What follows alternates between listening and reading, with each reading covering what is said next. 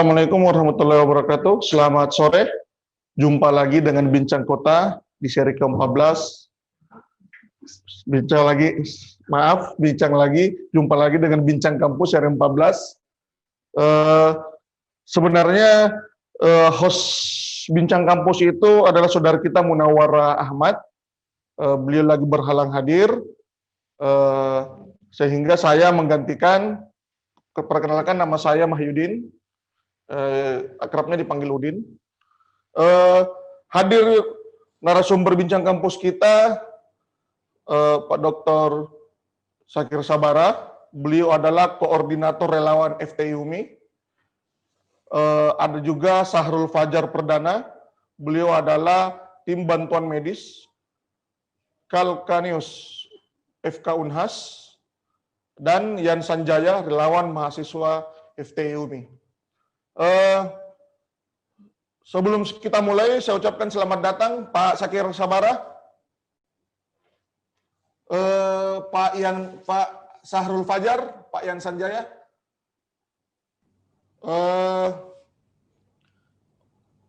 Membahas masalah relawan tentu ada pahit, duka, manis dan sebagainya. Mungkin pengalaman ini bagus menjadi kita awali di Bincang Kampus sore ini. Kita mulai dari Pak Dr. Syakir Sabara. Pengalaman apa saja Pak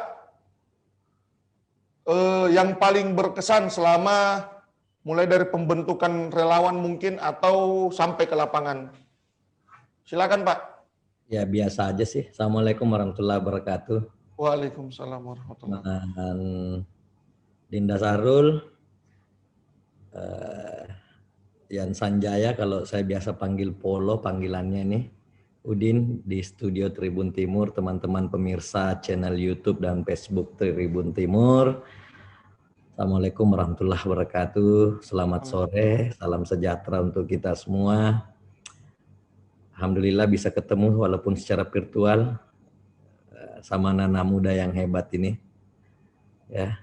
Kalau bicara pengalaman, ya kalau relawan bagi saya yang sudah tua umurnya seperti sekarang ini, memang perjalanan kemahasiswaan saya kemarin itu ya terbiasa dengan kehidupan kerelawanan gitu ya, kehidupan di kesulitan di sosial kemasyarakatan kita. Jadi kegiatan kerelawanan itu menjadi apa ya, sudah menjadi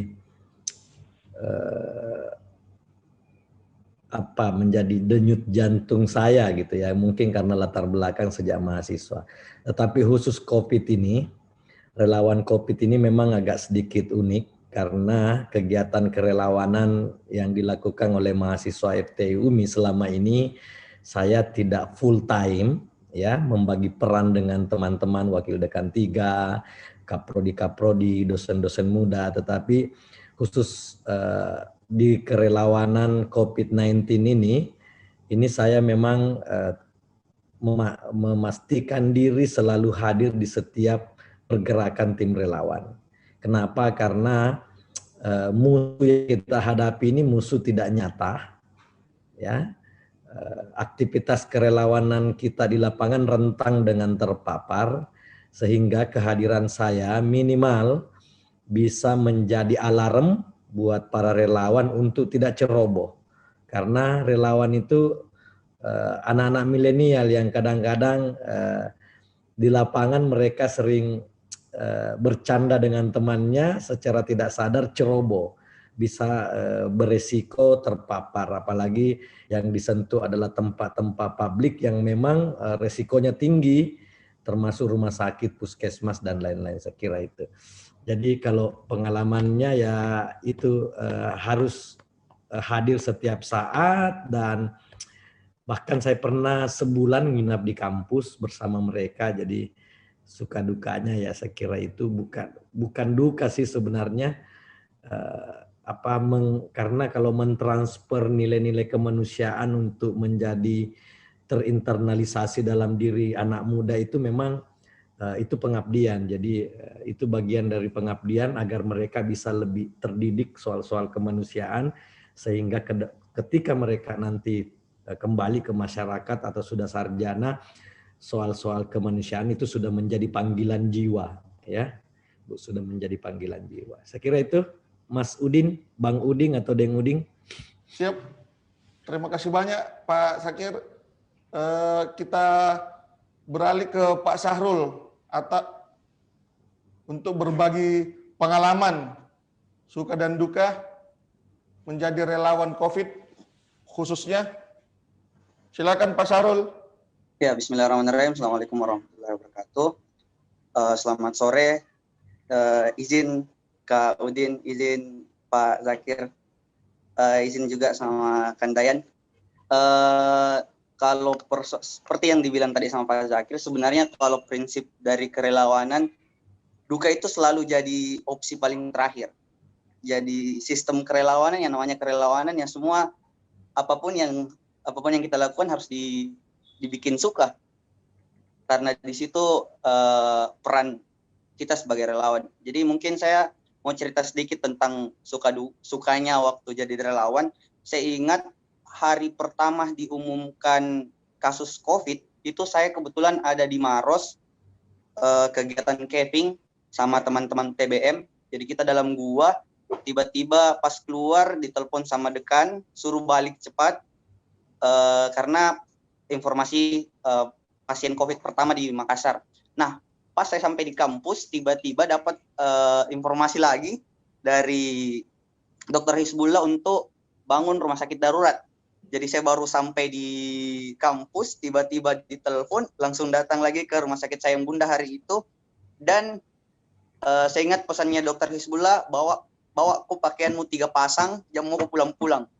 Jadi itu hari saya balik, saya ke rumah sakit Sayang Bunda, saya cuma bawa pakaian 3 pasang, ternyata Dokter Hizbullah juga sudah bawa pakaian 3 pasang. Jadi saya sama Dokter Hizbullah itu hari saya nginap sama, kita mulai bentuk rumah sakit darurat secara administrasi, sampai 1 minggu kita bentuk, baru kita lakukan mekanisme screening awal. Saya ingat sekali screening awal dari COVID pada hari itu. Nah, selain pengalaman itu, selain di rumah sakit darurat, saya juga punya pengalaman kemarin waktu di Masamba. Jadi masih masa pandemi, kita harus juga tetap turun. Nah, kemarin itu kita harus turun pakai tetap dengan protokol kesehatan, bahkan jumlah saya pribadi ya, mungkin teman-teman bahkan ada yang lebih, saya harus swab 9 kali hanya untuk memastikan setiap saya turun ke Masamba, setiap saya habis jadi pos, jadi kan shift di rumah sakit darurat, ganti shift, saya harus swab dan pastikan bahwa diri saya itu bebas COVID. Bahkan selama 4 bulan berturut-turut itu saya tidak pulang ke rumah sama sekali, hanya nginap di rumah sakit darurat, di rumah sakit Sayang Bunda. Pas Idul Puasa, Idul Fitri saya tidak balik, semua Lebaran, semua puasa saya lakukan di rumah sakit Sayang Bunda hari itu. Mungkin singkat seperti itu sih. Sebenarnya tadinya saya mau bertanya bagaimana rasanya swab sampai 9 kali, tapi ya kita lanjutkan ke Pak Yan Sanjaya. Berbagi pengalaman dong Pak Yan. Silakan Pak. Ya, terima kasih Kak atas kesempatan yang diberikan.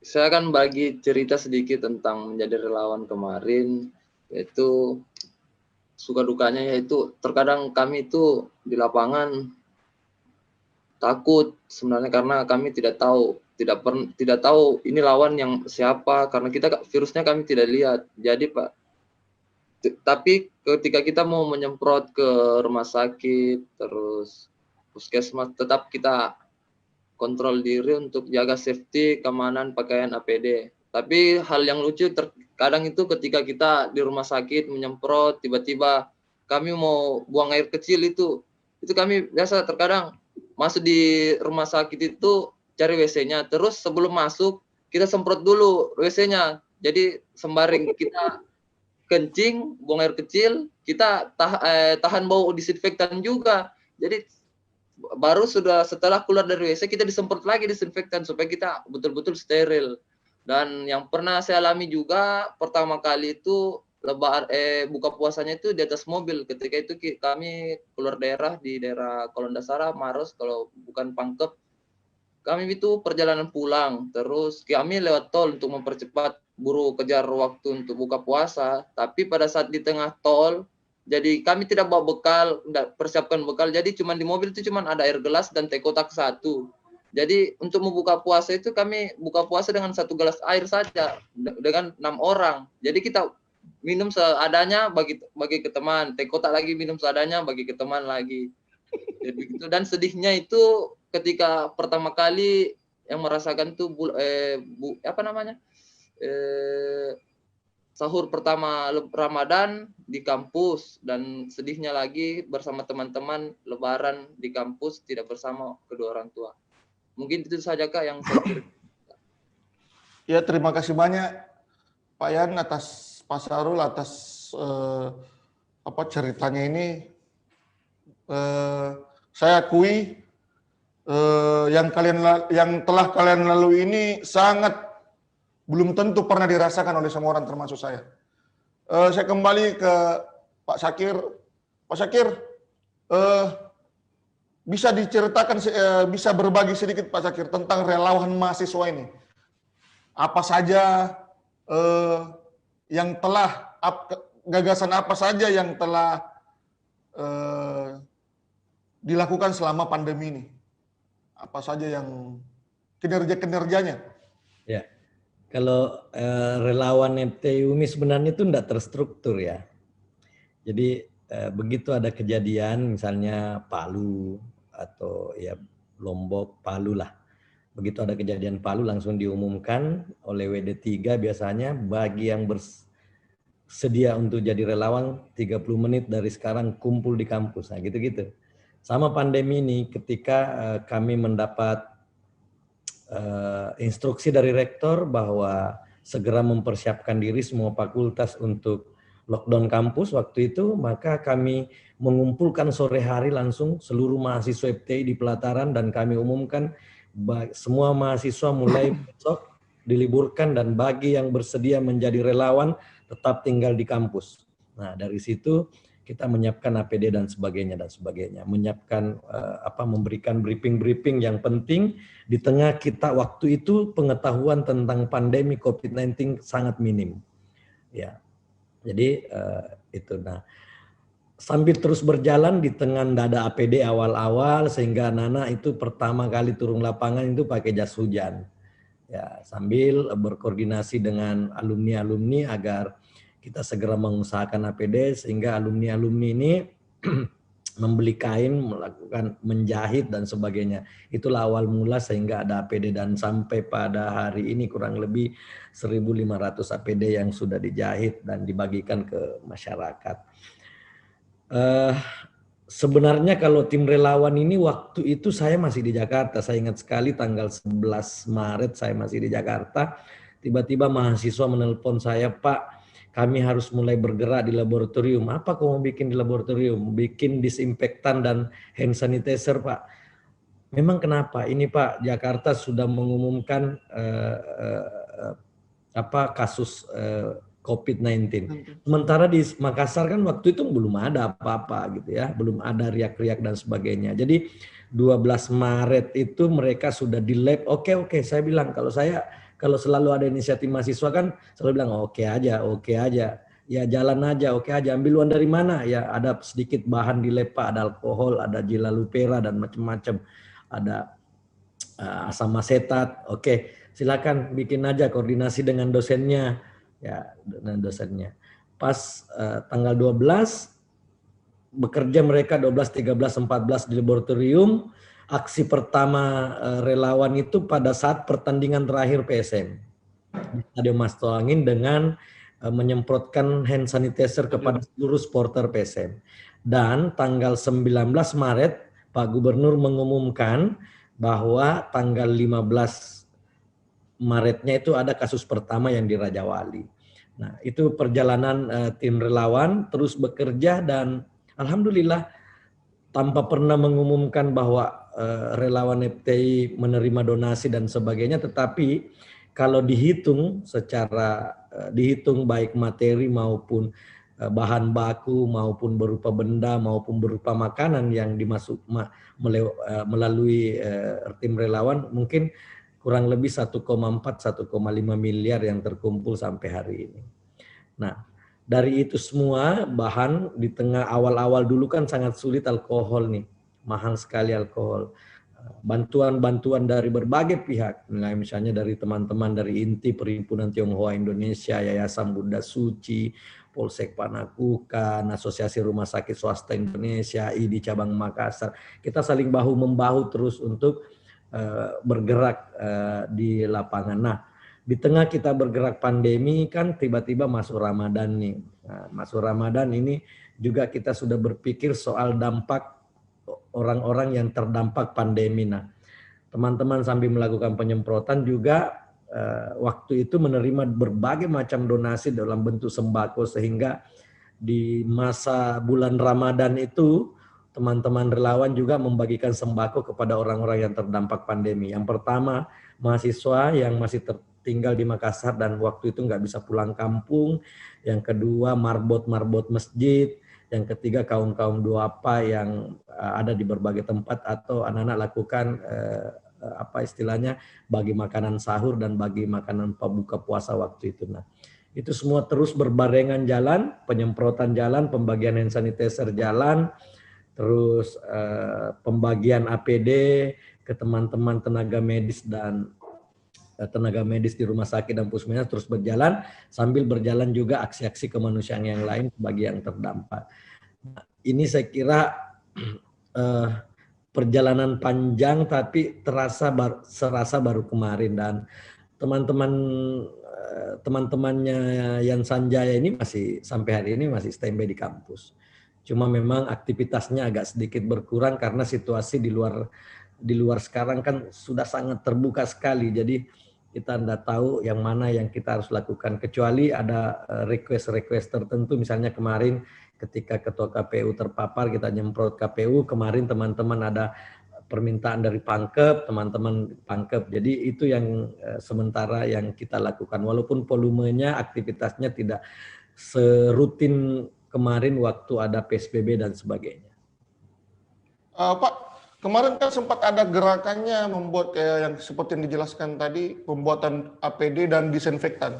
Apakah sampai sekarang kegiatan-kegiatan ini masih jalan? Maksud saya masih memproduksi? Masih ini kayak karena botol kecil yang begini sekarang kurang ya, botol kecil begini kurang. Jadi sekarang tinggal kita pakai botol cergeng kecil gini, banyak sanitizer. Jadi kalau ada yang butuh misalnya teman-teman di rumah sakit atau di puskesmas, kita tinggal di refill kan, tinggal di refill. Terus cairan disinfektan juga masih banyak, masih terus produksi, kita masih terus stok karena pandemi ini kan kita tidak tahu berakhirnya. Bahkan kecurigaan kita sekarang sebenarnya lebih parah lagi, tapi tracing kita yang kurang atau uji swab kita yang kurang, sehingga kita tidak mampu lagi menemukan kasus-kasus yang mesti kita antisipasi penyebarannya. Makanya kami tetap meminta tim relawan untuk tetap standby di kampus dengan memiliki cadangan stok hand sanitizer dan disinfektan. Bahkan masih ada APD yang kadang-kadang teman-teman, karena katanya sekarang sudah tidak semasif bantuan APD seperti lalu-lalu. Awal-awal. Jadi masih kadang kami suplai teman-teman APD.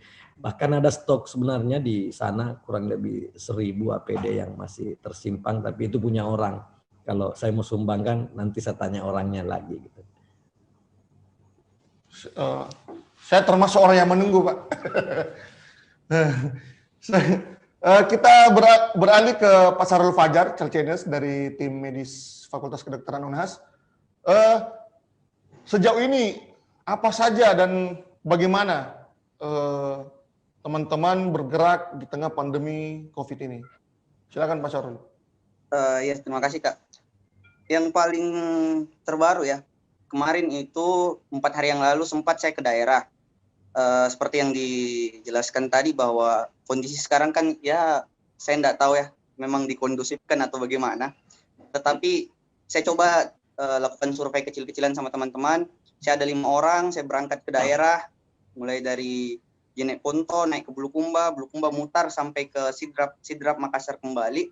Itu saya survei dan bawa APD juga ke puskesmas. Jadi kita punya target 28 puskesmas di 7 kabupaten. Dan mirisnya, di pemikiran saya kan kalau di Makassar, khusus untuk rumah sakit, untuk APD itu sudah tercukupi.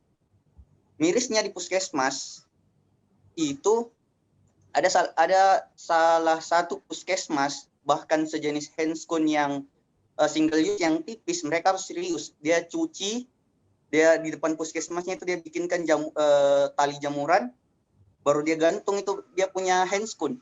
Saya tanya, dok izin ini handskun tak kita pakai berapa kali? Mereka bahkan bilang 5-10 kali mereka harus pakai handskun, sekelas handskun. Makanya sempat saya berpikir setelah saya bagi APD yang kami bawa seadanya, kami berpikir ya mungkin di Makassar khususnya terlalu banyak APD yang menumpuk. Akhirnya distribusi ke puskesmas khususnya layanan primer tingkat 1 itu banyak mengalami kekurangan.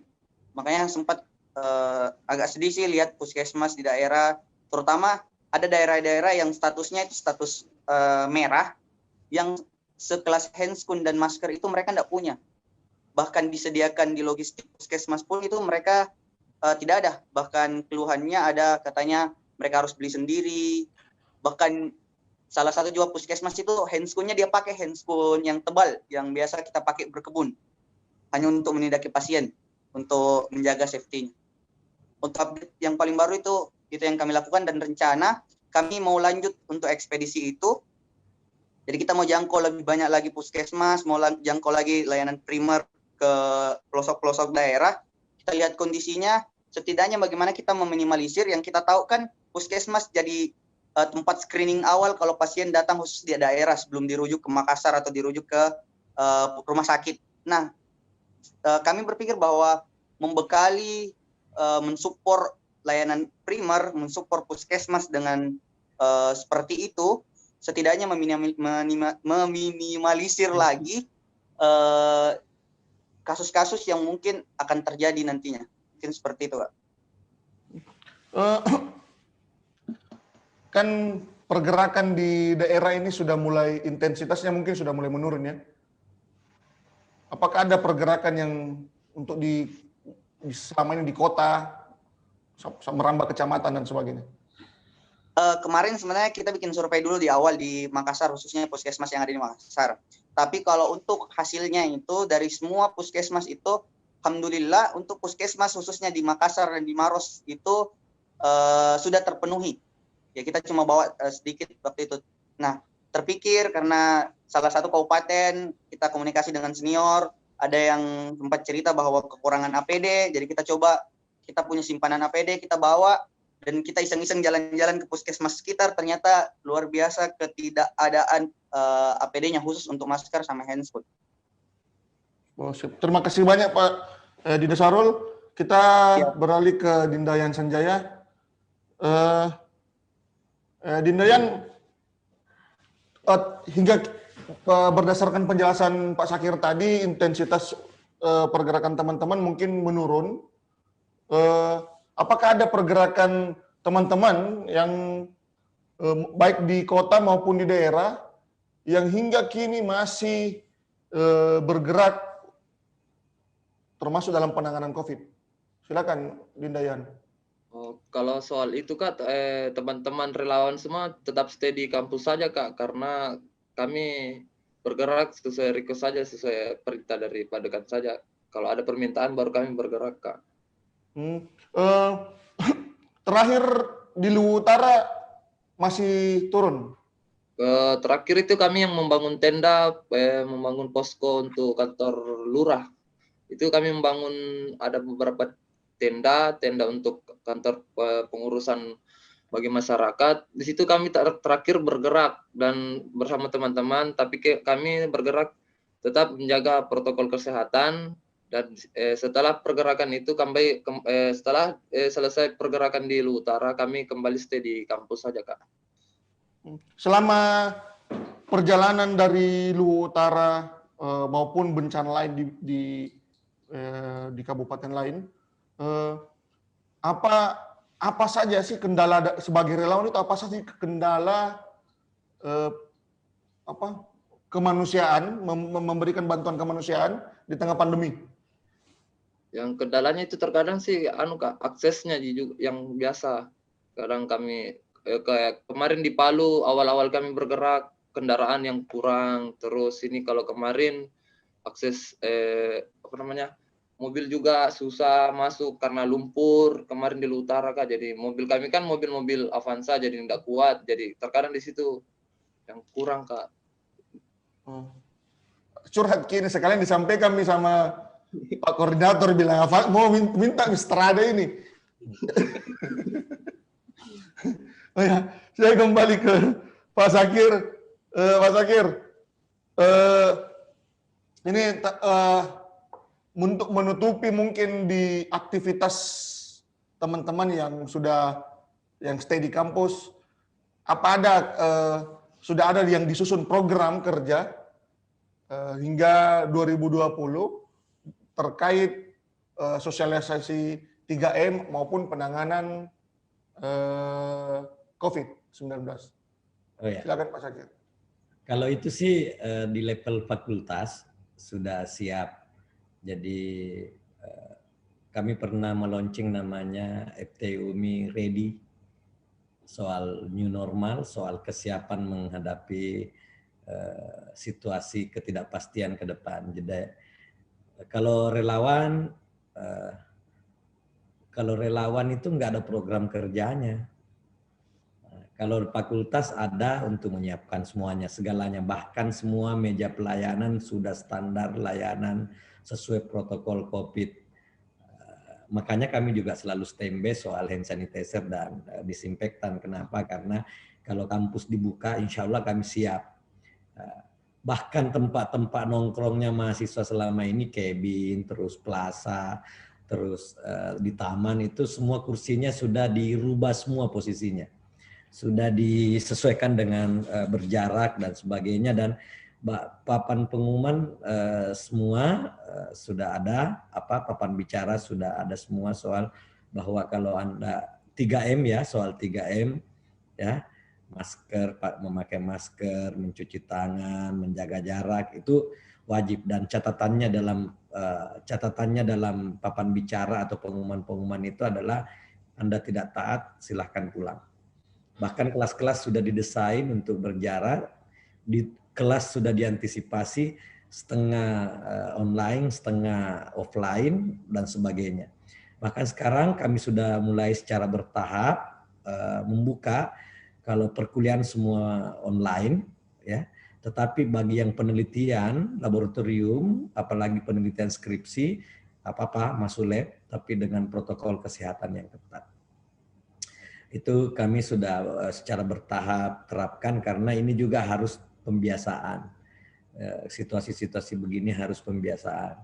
Nah, beratnya karena anak-anak mahasiswa yang kita hadapi kan anak-anak mahasiswa yang milenial yang kadang-kadang ada banyak lah yang abai soal-soal protokol kesehatan itu. Jadi memang kita dibutuhkan pendampingan agar mereka terbiasa menerapkan protokol kesehatan. Karena ini kan harus pembiasaan, tidak sekedar menulis 3M, tidak sekedar menghimbau 3M, tetapi juga tetap harus mendampingi, harus menegur, harus membimbing. Pokoknya selalu harus mengingatkan setiap saat. Jadi supaya mereka terbiasa. Siap.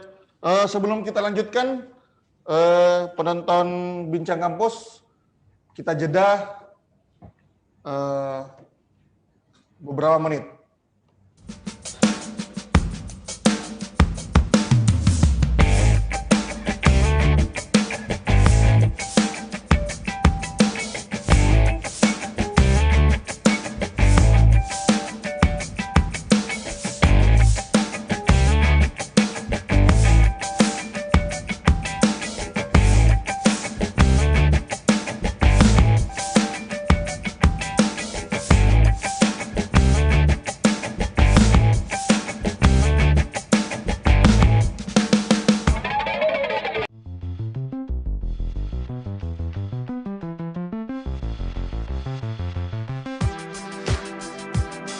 jalan-jalan ke pantai, atau menaiki puncak gunung, melihat dataran indah, dan membayangkan lukisan alam Tuhan yang menakjubkan akan tersaji dalam sebuah liputan menarik juga eksklusif.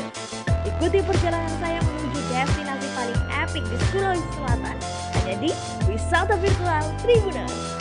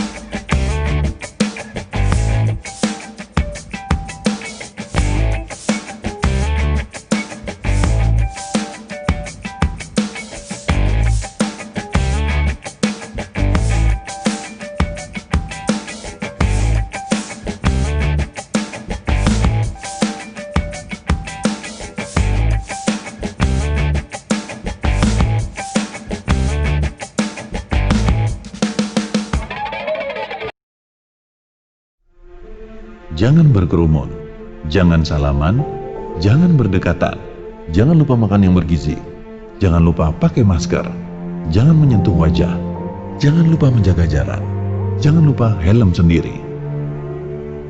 Jangan lupa cuci tangan, jangan lupa cek suhu tubuh, jangan lupa vitamin, jangan lupa berolahraga, jangan meludah sembarangan, jangan lupa hidup sehat, jangan lupa membersihkan tubuh dan ganti baju. Jangan pesimis, jangan lupa berdoa, jangan kehilangan kreativitas, jangan pernah berhenti untuk belajar, jangan mudah menyerah pada keadaan. Mari kita galang disiplin dan kesadaran kolektif untuk tetap semangat. Kini saatnya beradaptasi menuju tatanan budaya baru.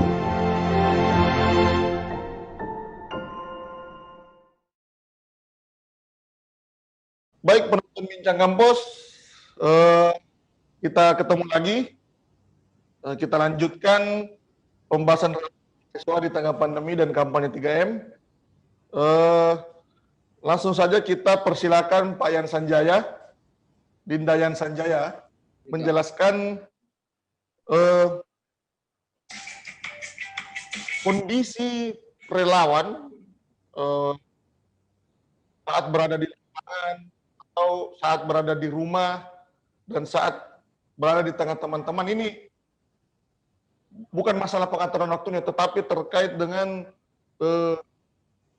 ada perubahan-perubahan sikap tentu yang terjadi pada relawan saat berada di kampus, saat berada di teman-teman, maupun saat di lapangan, di lokasi bencana dan sebagainya. Silakan Pak Yan. Ya Kak, kalau kami bertemu teman itu tetap jaga jarak dan harus memakai masker Kak, tetap taati protokol kesehatan. Ketika kita juga di lapangan, tetap juga saat bekerja itu tetap jaga jarak, tidak boleh terlalu berdekatan, karena kami belum teman kami belum tentu aman dan kami pun belum tentu aman, apalagi kami relawan yang sering masuk di ruangan isolasi, penyemprot, ruang IGD. Terkadang kita tidak sengaja ketemu dengan pasien COVID yang lagi dirawat di ruangan. Itu kami tetap jaga kesehatan Kak.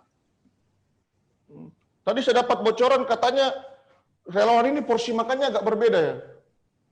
Bisa Kak, dijelaskan ini? Kalau soal makan itu relawan, kalau apapun yang diberikan itu pasti semua relawan pasti makan Kak. Pokoknya kalau masih ada yang bawakan itu Kak, masih malu-malu makan. Cuman kalau nanti ditinggalkan nih Kak, nggak ada, tunggu 5 menit habis semua Kak. Ya, kita ke Pak Sahrul. Pak Sahrul, ini kalau bicara tentang relawan dan bantuan ini tentu kita juga harus membahas sumbernya. Kalau dari Celtilo sendiri, bagaimana menyiapkan sumber-sumber bantuan dan segala persiapan relawan ini? Terima kasih Kak. Sebenarnya kalau saya bagi dua ya. Kemarin waktu saya jadi relawan di rumah sakit darurat itu punya mekanisme donasi sendiri. Jadi orang-orang yang suka relawan membantu itu terkumpul, baru kita gunakan sesuai dengan apa yang kita butuhkan. Nah, kalau khusus untuk Kalkaneo sendiri, kita memang punya pertama namanya dana kemanusiaan. Jadi dana kemanusiaan memang terkeep. Suatu ketika kalau ada emergensi, ada keadaan darurat, kita pakai untuk dana awal. Terus kita juga tetap komunikasi dengan senior-senior, dengan dosen-dosen, bagaimana supaya tetap mengupayakan dalam hal pendanaannya, mungkin seperti itu. Apakah biasanya maksimal semua dan upaya semua yang dilakukan ini, apakah bisa mencapai target maksimal dan baik bantuan maupun persiapan relawan? Sebenarnya kalau kita bicara tentang maksimal itu bisa dimaksimalkan. Kenapa? Karena biasanya relawan itu kalau contoh ya, kemarin box desinfeksi yang awalnya terbuat kan, kalau kita sekarang lihat orang bikin pakai holo, dulu itu kita cuma bikin rangka saja pakai plastik, ya cukup maksimal dan fungsinya juga maksimal. Makanya kalau sistem relawan apa ada kita bikin sesuai apa yang ada, kita modifikasi ya, terus kita maksimalkan. Mungkin kalau persoalan itu sih pasti maksimal. Siap. Apakah sampai membudidayakan senioritas atau junior? Apakah ini termasuk bagian? Enggak sih. Jadi saya sistem kerelawanan ya, kalau yang saya dapat sistem senioritas itu yang tanda kutip sistem senioritas bahwa kita tetap menghormati yang lebih tua dan menghargai yang lebih maksud muda. Saya dalam penggalangan sumber bantuan.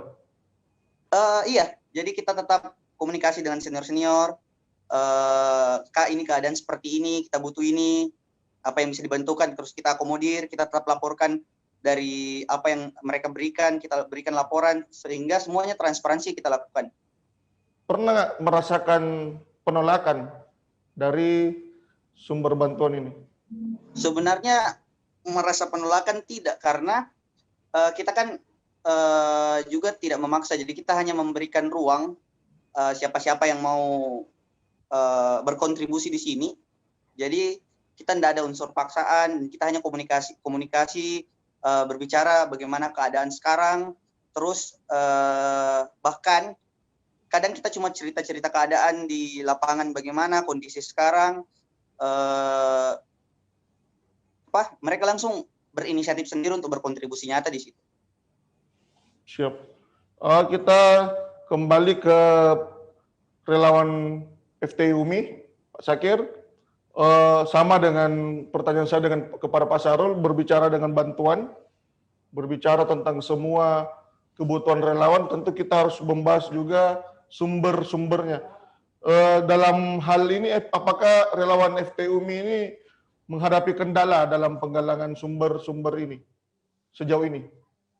Jadi kalau bicara soal kegiatan relawan, saya merasa tidak pernah ada kendala.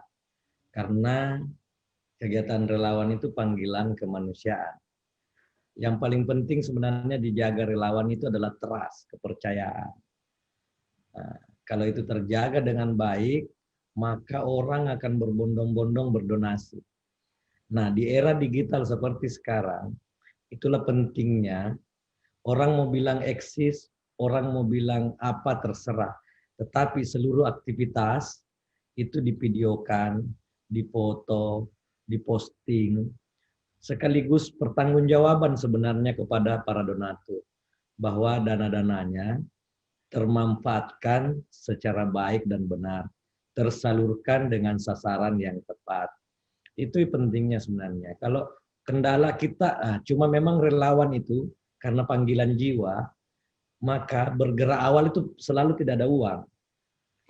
Bergerak awal itu tidak pernah ada uang. Tetapi sambil berjalan, ada saja.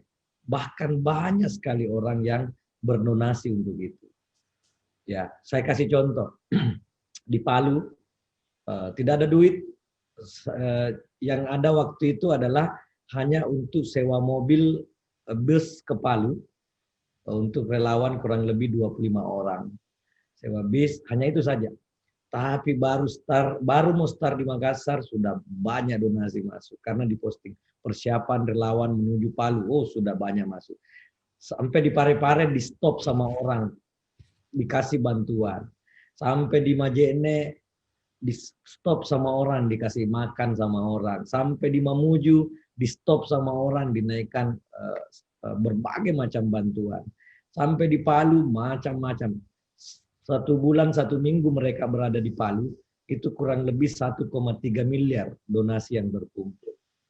Nah, sama ketika COVID ini, relawan COVID, ataukah waktu bencana banjir Jeneponto, Goa, Makassar, Baru, terus Enrekang, ya, terus Konawe Utara, sama mereka bergerak ya, pokoknya bergerak dulu. Nah, sambil jalan itu banyak sekali orang yang akan membantu karena itu tadi kata kuncinya adalah kepercayaan, trust. Ketika orang merasa bantuannya tersalurkan sesuai harapannya, tepat sasaran, dan dia bisa lihat, maka insya Allah akan terus banyak orang yang membackup kegiatan kerelawanan itu. Sama COVID ini, tiba-tiba kita dapat bantuan dari inti Perhimpunan Tionghoa Indonesia, 1 drum alkohol. Waduh, 1 drum alkohol itu 200 liter itu bisa diolah menjadi disinfektan berapa banyak, itu bisa menjadi 1 ton disinfektan dicampur dengan asam asetat dan lain sebagainya. Nah, yang gitu-gitu kita tidak punya kendala sih. Tiba-tiba misalnya alumni program profesi insinyur berdonasi banyak sekali, beli kain, suruh jahit sendiri, datang gitu. Macam-macam lah, banyak sekali. Saya selalu ngomong begini, orang seselatan itu sesulit apapun, jiwa kerelawanannya luar biasa. Ya, coba perhatikan dimanapun ada bencana, ya di Indonesia ini. Pasti orang selatan itu berbondong-bondong untuk berdonasi. Di COVID ini yang notabene orang Makassar, orang selatan juga kena. Tapi toh masih berbondong-bondong untuk berdonasi ke berbagai relawan, baik di FTI, di UNAS maupun di mana-mana. Semua bergerak. Padahal mereka juga sebenarnya terdampak. Jadi tidak pernah selama sejak 2018 sampai sekarang kegiatan kerelawanan mahasiswa, alhamdulillah, belum pernah menghadapi kendala hanya karena soal tidak ada uang. Bahkan kendaraan pun dimanapun kami berada selalu ada yang menyumbang kendaraan untuk dipakai tim relawan, gitu. Jadi itu yang luar biasa saya kira, yang pengalaman-pengalaman seperti itu yang saya kira menjadi bekal yang luar biasa buat mahasiswa-mahasiswa kita. Dan sebagaimana Uding tadi sampaikan bahwa belum tentu semua orang pernah merasakan suasana atmosfer seperti itu. Nah, ini bekal yang saya kira luar biasa untuk menjadi bekal kehidupan nyata setelah mereka sarjana. Pak, langsung saja saya lanjutkan. Apakah nanti ada seperti yang tadi sempat disebutkan, ketika kampus buka, apakah ada FTI atau relawan FTI ini sendiri akan dimanfaatkan untuk menyiapkan kelas-kelas atau ruang belajar mahasiswa dalam menyambut New Era di tingkat perguruan tinggi atau di FTI UNI sendiri maupun di fakultas lain? Sejak awal relawan siap memandu penerapan protokol kesehatan, siap melakukan penyemprotan rutin, siap melakukan edukasi penerapan protokol, semua. Bahkan kalau secara fasilitas di FT sekarang sangat siap untuk penerapan itu. Tinggal kita menunggu sebenarnya dari pemerintah kapan kampus boleh buka dan boleh beraktivitas. Pada saat boleh buka, bagaimana aturannya? Apakah dikonversi 50% offline per minggu atau gimana? Kita menunggu. Tetapi pada prinsipnya kesiapan infrastruktur, kesiapan sumber daya manusia, kesiapan bahan untuk misalnya disinfektan, hand sanitizer, tempat cuci tangan dan sebagainya sudah sangat siap dari beberapa bulan yang lalu sebenarnya sudah siap. bagaimana dengan Celcenius FK Unhas, Pak Sarul, Dinda Sarul, apakah siap juga dalam penerapan kuliah nanti, kuliah tatap muka, apakah Celcenius ini siap untuk menyambut teman-teman dalam penerapan protokol COVID? Izin sebelumnya ya, sebenarnya kalau itu nanti kalau kayak Pak Zakir kan ranah birokrasi yang jawab, tapi sebenarnya secara fungsi dari TBM Kalkaneo sendiri untuk persoalan kesehatan khususnya yang ada di Fakultas Kedokteran Unhas sendiri itu sudah kita bikin protokol khusus. Jadi sekitar 2 bulan yang lalu itu kita sudah bikin protokol bagaimana skema kelasnya, bagaimana sistem kemahasiswaannya, bagaimana sistem keseharian mahasiswanya. Terus kita juga sudah diskusikan dan kita juga mulai sudah sosialisasikan sama teman-teman. Secara ranah kemahasiswaan seperti itu kita sudah mulai planningkan karena dengan keadaan seperti ini mulai berangsur-angsur, secara yang kita lihat bahwa aktivitas mulai dilonggarkan, tentu tetap kita perlu mempersiapkan hal seperti itu. Termasuk ya, TBM kan sering turun tim medis. Jadi bakti sosial, tim medis, semua protokol, semua SOP sekarang itu kita perbarui sesuai dengan protokol kesehatan. So, siap. Akhirnya kita sampai juga di penghujung acara. Sebelum kita tutup, ada baik kita persilakan, kita berikan kehormatan kepada Dinda Yan Sanjaya untuk memberikan saran kepada teman-teman yang sementara berjuang di lapangan terkait penolakan Omnibus Law, memberikan saran kepada mereka terkait 3M protokol kesehatan. Silakan Dinda Yan Sanjaya. Ya Kak, makasih Kak. Untuk teman-teman yang lagi aksi untuk soal masalah Omnibus Law, saya sampaikan kepada teman-teman agar tetap menjaga protokol kesehatan, tetap menggunakan masker pada saat aksi, dan tetap harus selalu membawa hand sanitizer lah, supaya pada saat menyentuh barang-barang yang tidak sengaja tetap cuci tangan lah. Mungkin saya, dan tetap semangat untuk Omnibus Law ini. Baiklah penonton Bincang Kampus, saya ucapkan terima kasih banyak kepada Pak Zakir Sabara, terima kasih banyak kepada Pak Sarul Fajar, terima kasih banyak kepada Dinda Yan Sanjaya. Sebelum kita tutup, seperti yang disampaikan teman-teman Dinda Yan Sanjaya, kepada teman-teman yang masih ada di lapangan, yang masih ada di jalan, tetap terapkan protokol kesehatan, jaga diri, hindari selalu jalan para koridor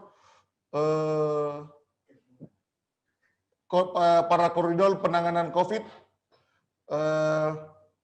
hindari anarkisme, dan jaga teman-teman di sekitar kita. Terima kasih lagi kepada Pak Zakir, terima kasih lagi kepada Pak Sarul dan Yan Sanjaya.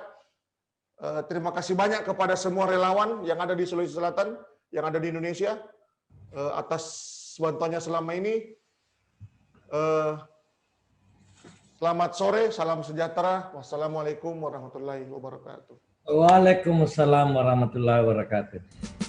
Semangat terus.